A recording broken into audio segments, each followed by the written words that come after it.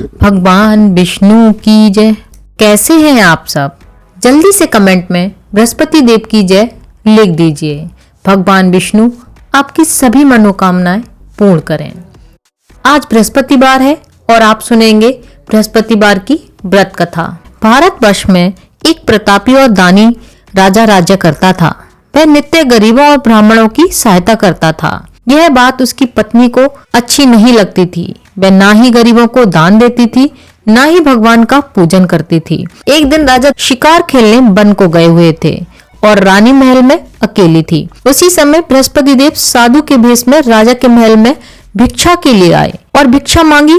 रानी ने भिक्षा देने से इनकार कर दिया और कहा, हे साधु महाराज, मैं तो दान पुण्य से तंग आ गई हूँ। मेरे पति सारा धन लुटाते रहते हैं। मेरी यह इच्छा है कि हमारा सारा धन नष्ट हो जाए और ना फिर रहेगा बांस और ना बजेगी बांसुरी। साधु ने कहा, हे देवी, तुम तो बड़ी विचित्र हो। धन संतान तो सभी चाहते हैं, पुत्र और लक्ष्मी तो पापी के घर में भी होने चाहिए। यदि तुम्हारे पास अधिक धन है तो भूखे को भोजन कराओ, प्यासों के लिए प्याऊ बनवाओ, मुसाफिरों के लिए धर्मशालाएं खुलवाओ, जो निर्धन है उनकी कुंवारी कन्याओं का विवाह कराओ। ऐसे और कई काम हैं जिन्हें करने से तुम्हारा यश लोक परलोक में फैलेगा। परंतु रानी को यह उपदेश अच्छा नहीं लगा और उस पर इस उपदेश का कोई प्रभाव नहीं पड़ा। वह बोली, महाराज, आप मुझे कुछ ना समझाएं। मैं ऐसा धन नहीं चाहती जो हर जगह बांटती फिरूं। साधु ने उत्तर दिया, यदि तुम्हारी ऐसी इच्छा है तो तथास्तु। तुम ऐसा करना कि बृहस्पतिवार को पीली मिट्टी से घर लीपकर अपना सिर धोकर स्नान करना, भट्टी चढ़ाकर कपड़े धोना। ऐसा करने से तुम्हारा सारा धन नष्ट हो जाएगा। इतना कहकर साधु महाराज वहाँ से अंतर्ध्यान हो गए। साधु के अनुसार कही हुई बातों को पूरा करते हुए रानी को केवल 3 बृहस्पतिवार ही बीते थे कि उसकी समस्त धन संपत्ति नष्ट हो गई। भोजन के लिए राजा का परिवार तरसने लगा। तब एक दिन राजा ने रानी से बोला, हे रानी, तुम यही रहो, मैं दूसरे देश को जाता हूँ क्योंकि यहाँ पर सभी लोग मुझे जानते हैं, इसलिए मैं कोई छोटा कार्य भी नहीं कर सकता। ऐसा कहकर राजा परदेश चला गया। वहां वह जंगल से लकड़ी काट कर लाता और शहर में बेचता। इस तरह वह अपना जीवन व्यतीत करने लगा। इधर राजा के परदेश जाते ही रानी और दासी दुखी रहने लगे। एक बार जब रानी और दासी को 7 दिन तक बिना भोजन के रहना पड़ा तो रानी ने अपनी दासी से कहा, हे दासी, पास ही के नगर में मेरी बहन रहती है, वह बड़ी धनवान है, तू उसके पास जा और कुछ ले आ ताकि कुछ दिन तक गुजर बसर हो जाए। दासी रानी की बहन के पास गई। उस दिन गुरुवार था। रानी की बहन उस समय बृहस्पतिवार व्रत की कथा सुन रही थी। दासी ने रानी की बहन को अपनी रानी का संदेश दिया, लेकिन रानी की बड़ी बहन ने कोई उत्तर नहीं दिया। जब दासी को रानी की बहन से कोई उत्तर नहीं मिला तो वह बहुत दुखी हो गई और उसे क्रोध भी आया। दासी वापस आकर रानी को सारी बात बताने लगी। यह सुनकर रानी अपने भाग्य को कोसने लगी। उधर रानी की बहन ने सोचा कि मेरी बहन की दासी आई थी परंतु मैं उससे नहीं बोली, इससे वह बहुत दुखी हुई होगी। कथा सुनकर और पूजन समाप्त करके वह अपनी बहन के घर गई और कहने लगी, हे बहन, मैं बृहस्पतिवार का व्रत कर रही थी। तुम्हारी दासी मेरे घर आई थी, परंतु जब तक कथा होती है तब तक ना तो उठते हैं ना ही बोलते हैं, इसलिए मैं नहीं बोली। और कहो दासी किस लिए आई थी? रानी बोली, बहन, तुमसे क्या छिपाऊं, हमारे घर में खाने तक को अनाज नहीं था। ऐसा कहते कहते रानी की आंखें आंसुओं से भर गई। उसने दासी समेत पिछले 7 दिनों से भूखे रहने तक की बात अपनी बहन को विस्तार से बता दी। रानी की बहन बोली, देखो बहन, भगवान बृहस्पति देव सबकी मनोकामनाएं पूरी करते हैं। देखो, शायद तुम्हारे घर में भी अनाज रखा हो। पहले तो रानी को विश्वास नहीं हुआ, पर जब बहन के आग्रह करने पर उसने अपनी दासी को अंदर भेजा तो उसे सचमुच अनाज से भरा हुआ एक घड़ा मिल गया। यह देखकर दासी को बड़ी हैरानी हुई। दासी रानी से कहने लगी, हे रानी, जब हमको भोजन नहीं मिलता तो हम व्रत ही तो करते हैं, इसलिए क्यों ना इनसे व्रत और कथा की विधि पूछ ली जाए ताकि हम भी व्रत कर सकें। तब रानी ने अपनी बहन से बृहस्पतिवार व्रत के नियम और विधि के बारे में पूछा। उसकी बहन ने बताया, बृहस्पतिवार के व्रत में चने की दाल और मुनक्का से भगवान विष्णु का केले की जड़ में पूजन करते हैं और दीपक जलाते हैं, व्रत कथा सुनते हैं और पीला ही भोजन ग्रहण करते हैं। इससे बृहस्पति देव प्रसन्न होते हैं। व्रत और पूजन विधि बताकर रानी की बहन अपने घर लौट आई। 7 दिन के बाद जब गुरुवार आया तो रानी और दासी ने व्रत रखा। गुड़शाल में जाकर चना और गुड़ लेकर आई। फिर उसने केले की जड़ तथा भगवान विष्णु का पूजन किया। अब पीला भोजन कहाँ से लाएं? इस बात को लेकर दोनों बहुत दुखी थी। चूंकि उन्होंने व्रत रखा था इसलिए बृहस्पति देव उनसे प्रसन्न थे। इसलिए वे एक साधारण व्यक्ति का रूप धारण करके 2 थालों में सुंदर पीला भोजन दासी को दे गए।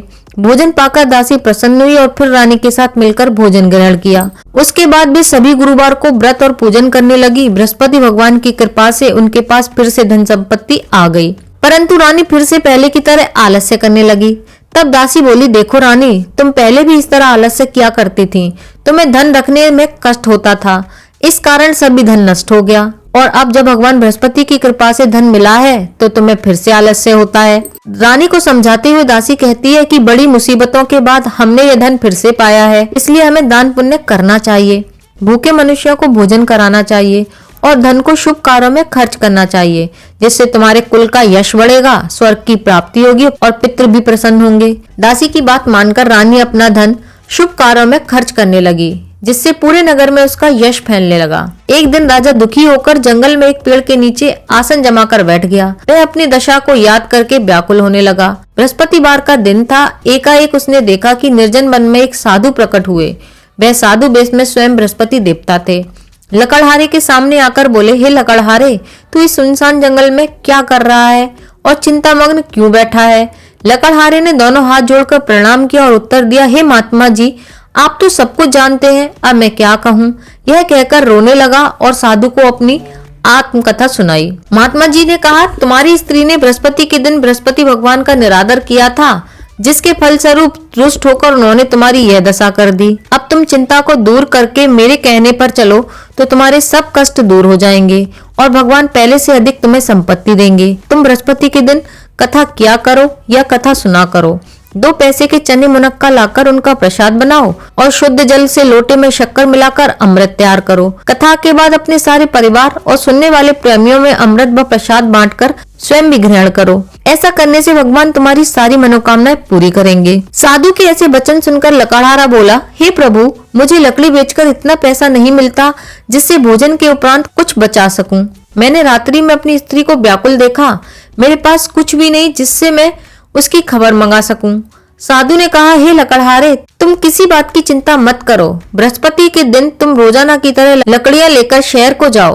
तुमको रोज से दुगना धन प्राप्त होगा, जिससे तुम भली भांति भोजन कर लोगे और बृहस्पति देव की पूजा का सामान भी आ जाएगा। इतना कहकर साधु अंतर्ध्यान हो गए। धीरे धीरे समय व्यतीत होने लगा और फिर वही बृहस्पतिवार का दिन आया। लकड़हारा जंगल से लकड़ी काटकर किसी शहर में बेचने गया। उसे उस दिन और दिन से अधिक पैसा मिला। राजा ने गुड़, चना आदि लाकर गुरुवार का व्रत किया। उस दिन से उसके सभी क्लेश दूर हो गए, परंतु जब वह दोबारा गुरुवार का दिन आया तो बृहस्पतिवार का व्रत करना भूल गया। इस कारण बृहस्पति भगवान नाराज हो गए। उस दिन उस नगर के राजा ने विशाल यज्ञ का आयोजन किया था और शहर में यह घोषणा करा दी कि कोई भी मनुष्य अपने घर में भोजन ना बनाए, ना आग जलाए। समस्त जनता मेरे यहाँ भोजन करने आएगी। इस आज्ञा को जो नहीं मानेगा उसे फांसी की सजा दी जाएगी। इस तरह की घोषणा संपूर्ण नगर में करवा दी गई। राजा की आज्ञा अनुसार शहर के सभी लोग भोजन करने आ गए, लेकिन लकड़हारा कुछ देर से पहुंचा, इसलिए राजा उसको अपने साथ घर लेवा लाए और ले जाकर भोजन करा रहे थे तो रानी की दृष्टि उस खूंटी पर पड़ी जिस पर उसका हार लटका हुआ था। वह वहां पर दिखाई नहीं दिया। रानी ने निश्चय किया कि ये मेरा हार इस मनुष्य ने ही चुराया होगा। उसी समय सिपाहियों को बुलाकर उसको कारागार में डलवा दिया। जब लकड़हारा कारागार में पड़ गया और वह बहुत दुखी होकर विचार करने लगा कि ना जाने कौन से पूर्व जन्म के कर्म है जो मुझे यह दुख प्राप्त हुआ है, और उसी साधु को याद करने लगा जो कि जंगल में मिला था। उसी समय उसे बृहस्पति देव साधु के रूप में प्रकट हुए और उसकी दशा को देखकर कहने लगे, अरे मूर्ख, तूने बृहस्पति देव की कथा नहीं करी, इस कारण तुझे यह दुख प्राप्त हुआ है। अब चिंता मत कर। बृहस्पति देव के दिन कारागार के दरवाजे पर 4 पैसे पड़े मिलेंगे। उनसे तू बृहस्पति देव की पूजा करना, तेरे सभी कष्ट दूर हो जाएंगे। बृहस्पतिवार के दिन उसे 4 पैसे मिले। लकड़हारे ने कथा कही। उसी रात्रि को बृहस्पति देव ने उस नगर के राजा के स्वप्न में कहा, हे राजा, तूने जिस आदमी को कारागार में बंद किया है वह तो निर्दोष है, वह राजा है, उसे छोड़ देना। रानी का हार उसी खूंटी पर लटका है। अगर तू ऐसा नहीं करेगा तो मैं तेरे राज्य को नष्ट कर दूंगा। इस तरह रात्रि के स्वप्न को देखकर राजा प्रातःकाल उठा और उसने खूंटी पर हार को टंगा देखा, और हार को टंगा देखकर लकड़हारे को बुलाकर क्षमा मांगी और लकड़हारे को योग्य सुंदर वस्त्र आभूषण देकर विदा कर दिया। बृहस्पति देव की आज्ञा अनुसार लकड़हारा अपने नगर को चल दिया। जब राजा अपने नगर के निकट पहुंचा तो उसे बड़ा आश्चर्य हुआ। नगर में पहले से अधिक बाग, तालाब, कुएं तथा बहुत सी धर्मशालाएं, मंदिर आदि बन गए थे। राजा ने पूछा, यह किसका बाग है और किसकी धर्मशाला है? तब नगर के सब लोग कहने लगे, यह सब रानी और बांदी के हैं। तो राजा को आश्चर्य हुआ और गुस्सा भी आया। जब रानी ने यह खबर सुनी कि राजा आ रहे हैं तो उसने बांदी से कहा कि हे दासी, देख राजा हमको कितनी बुरी हालत में छोड़ गए थे। हमारी ऐसी हालत देखकर वे लौट ना जाएं, इसलिए तू दरवाजे पर खड़ी हो जा। रानी की आज्ञा अनुसार दासी दरवाजे पर खड़ी हो गई। राजा आए तो उन्हें अपने साथ लेवा लाई। जब राजा ने क्रोध करके अपनी रानी से पूछा कि यह धन तुझे कैसे प्राप्त हुआ, तब उन्होंने कहा कि हमें यह सब धन बृहस्पति देव के इस व्रत के प्रभाव से प्राप्त हुआ है। राजा ने निश्चय किया कि 7 रोज बाद तो सभी बृहस्पति देव का पूजन करते हैं, परंतु मैं प्रतिदिन दिन में 3 बार कहानी तथा रोज व्रत किया करूंगा। अब हर समय राजा के दुपट्टे में चने की दाल बंधी रहती और दिन में 3 बार कहानी कहता। एक रोज राजा ने विचार किया कि चलो अपनी बहन के यहाँ हो आए। इस तरह निश्चय कर राजा घोड़े पर सवार होकर अपनी बहन के यहाँ चलने लगा। मार्ग में उसने देखा कि कुछ आदमी एक मुर्दे को लिए जा रहे हैं। उन्हें रोककर राजा कहने लगा, अरे भाइयों रुको, मेरे बृहस्पति देव की कथा सुन लो। वे बोले, ये लोग कैसा आदमी है? हमारा तो आदमी मर गया है, इसे अपनी कथा की पड़ी है। परंतु कुछ आदमी बोले, अच्छा कहो हम तुम्हारी कथा भी सुनेंगे। राजा ने दाल निकाली और जब कथा आदि हुई थी तो मुर्दा हिलने लगा और जब कथा समाप्त हुई तो राम राम कह के मनुष्य खड़ा हो गया। आगे मार्ग में उसे एक किसान खेत में हल चलाता मिला। राजा ने उसे देख और उससे बोला, अरे भाई तुम मेरी बृहस्पतिवार की कथा सुन लो। किसान बोला, जब तक मैं तेरी कथा सुनूंगा तब तक 4 हरैया और जोत लूंगा, जा अपनी कथा किसी और को सुनाना। इस तरह राजा आगे चलने लगा। राजा के हटते ही बैल पछाड़ खाकर गिर गए और तथा किसान के पेट में बड़ी जोर से दर्द होने लगा। उस समय उसकी माँ रोटी लेकर आई थी। उसने जब यह देखा तो अपने पुत्र से सब हाल पूछा और बेटे ने सभी हाल कह दिया। तो बुढ़िया दौड़ी दौड़ी उस घुड़सवार के पास गई और उससे बोली कि मैं तेरी कथा सुनूंगी, तू अपनी कथा मेरे खेत पर चलकर ही कहना। राजा ने बुढ़िया के खेत पर जाकर कथा कही, जिसे सुनते ही बैल उठ खड़े हुए तथा किसान के पेट का दर्द भी बंद हो गया। राजा अपनी बहन के यहाँ पहुंचा और बहन ने भाई की खूब मेहमानी की। दूसरे रोज प्रातःकाल राजा जगा और वह देखने लगा कि सब लोग भोजन कर रहे हैं। राजा ने अपनी बहन से कहा, बहन कोई ऐसा मनुष्य है जिसने भोजन नहीं किया हो, मेरी बृहस्पतिवार की कथा सुन ले। बहन बोली, भैया यह देश तो ऐसा ही है, यहाँ पहले यहाँ लोग भोजन करते हैं, बाद में अन्य काम करते हैं। अगर कोई पड़ोस में है तो देखाऊं। वह ऐसा कहकर देखने चली गई, परंतु उसे कोई ऐसा व्यक्ति नहीं मिला जिसने भोजन ना किया हो। अंत में वह एक कुमार के घर गई जिसका लड़का बीमार था। उसे मालूम हुआ कि उनके यहाँ 3 दिन से किसी ने भी भोजन नहीं किया है। रानी ने अपने भाई की कथा सुनने के लिए कुमार से कहा, वह तैयार हो गया। राजा ने जाकर बृहस्पतिवार की कथा कही, जिसको सुनकर उसका लड़का ठीक हो गया। अब तो राजा की प्रशंसा होने लगी। एक रोज राजा ने अपनी बहन से कहा कि हे बहन, हम अब अपने घर जाएंगे, तुम भी तैयार हो जाओ। राजा की बहन ने अपनी सास से कहा। सास ने कहा, चली तो जा, परंतु अपने लड़कों को मत लेके जाना, क्योंकि तेरे भाई के कोई औलाद नहीं है। बहन ने अपने भाई से कहा, हे भैया मैं तो चलूंगी, पर कोई बालक नहीं जाएगा। इस पर राजा ने कहा, जब कोई बालक ही नहीं जाएगा तो तुम ही क्या करोगी। बड़े दुखी मन से राजा अपने नगर को लौट आया। राजा ने अपनी रानी से कहा, हम निर्वंशी हैं, हमारा मुंह देखने का कोई धर्म नहीं है और कुछ भोजन आदि नहीं किया। रानी बोली, हे प्रभु, बृहस्पति देव ने हमें सब कुछ दिया है, वे हमें औलाद भी अवश्य देंगे। उसी रात को बृहस्पति देव ने राजा के स्वप्न में कहा, हे राजा उठ, सभी सोच त्याग दे, तेरी रानी गर्भ से है। राजा यह बात सुनकर बहुत ही खुश हुआ। 9वें महीने में उसके गर्भ से एक सुंदर पुत्र पैदा हुआ। जब राजा बोला, हे रानी, स्त्री बिना भोजन के रह सकती है पर बिना कहे नहीं रह सकती। जब मेरी बहन आए तो मुझसे कुछ मत कहना। रानी ने सुनकर हाँ कर दिया। जब राजा की बहन ने यह शुभ समाचार सुना तो वह बहुत ही खुश हुई और बधाई लेकर अपने भाई के यहाँ आई। तभी रानी ने कहा, घोड़ा चढ़कर तो आई नहीं, गधा चढ़ी आई। राजा की बहन बोली, भाभी मैं इस प्रकार नहीं कहती तो तुम्हें औलाद कैसे मिलती। बृहस्पति देव ऐसे ही हैं, जैसी जिसकी मन में कामनाएं सभी को पूर्ण करते हैं। जो सद्भावना पूर्वक बृहस्पतिवार का व्रत करता है एवं कथा पढ़ता है और सुनता है और दूसरों को सुनाता है, बृहस्पति देव उसकी सभी मनोकामनाएं पूर्ण करते हैं। भगवान बृहस्पति देव उसकी सदैव रक्षा करते हैं। संसार में जो मनुष्य सद्भावना से भगवान जी का पूजन व्रत सच्ची हृदय से करते हैं तो भगवान उनकी सभी मनोकामनाएं पूर्ण करते हैं। जैसी सच्ची भावना से रानी और राजा ने उनकी कथा का गुणगान किया तो उनकी सभी इच्छाएं बृहस्पति देव ने पूर्ण की थी। इसलिए हृदय में उसका मनन करते हुए जयकारा बोलना चाहिए। बोलो भगवान विष्णु की जय, बृहस्पति देव की जय। आइए अब मैं सुनाती हूँ आपको बृहस्पति देव की दूसरी कथा। प्राचीन काल में एक ब्राह्मण रहता था। वह बहुत ही निर्धन था। उसके कोई संतान नहीं थी। उसकी स्त्री बहुत ही मलिनता के साथ रहती थी। वह स्नान नहीं करती थी, किसी देवता का पूजन नहीं करती थी। इससे ब्राह्मण देवता बड़े दुखी थे। बेचारे बहुत कुछ कहते थे किंतु उसका परिणाम नहीं निकलता था। भगवान की कृपा से ब्राह्मण की स्त्री के कन्या रूपी रत्न पैदा हुआ। कन्या बड़ी होने लगी और बड़ी होने पर प्रातः स्नान करके भगवान विष्णु का जाप व बृहस्पतिवार का व्रत करने लगी। अपने पूजन पाठ को समाप्त करते ही विद्यालय जाती और अपनी मुट्ठी में जौ भर के ले जाती और पाठशाला के मार्ग में डालती जाती थी। तब ये जौ स्वर्ण के हो जाते थे। लौटते समय उनको बीनकर घर ले आती थी। एक दिन में बालिका सूप में सोने के जौ फटक कर साफ कर रही थी कि उसके पिता ने देख लिया और कहा, हे बेटी, सोने के जौ के लिए सोने का सूप होना चाहिए। दूसरे दिन बृहस्पतिवार था। इस कन्या ने व्रत रखा और बृहस्पति देव से प्रार्थना की, हे बृहस्पति देव, अगर मैंने आपकी पूजा सच्चे मन से की हो तो मुझे सोने का सूप दे दो।